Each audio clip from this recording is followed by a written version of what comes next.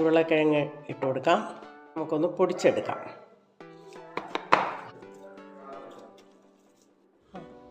അപ്പോൾ ഉരുളക്കിഴങ്ങ് നന്നായിട്ട് പൊടിച്ചെടുത്ത് വെച്ചിട്ടുണ്ട്. ഈ അരിഞ്ഞ് വെച്ചിരിക്കുന്ന മല്ലിയില ഇട്ട് കൊടുക്കാം.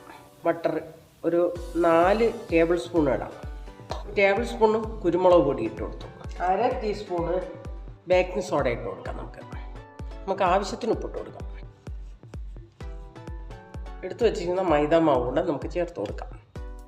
1 കപ്പ് ഞാൻ എടുത്തിട്ടുണ്ട്, അതും കൂടെ ചേർത്ത് കൊടുക്കാം. അപ്പം നമ്മുടെ മാവ് നന്നായിട്ട് പൊങ്ങി വന്നിട്ടുണ്ട്. ഇഞ്ചിയും വെളുത്തുള്ളിയും കൂടെ ചതച്ചത് ഇട്ട് കൊടുക്കുക. അതിൽ 1 ടീസ്പൂണ് അളവിന്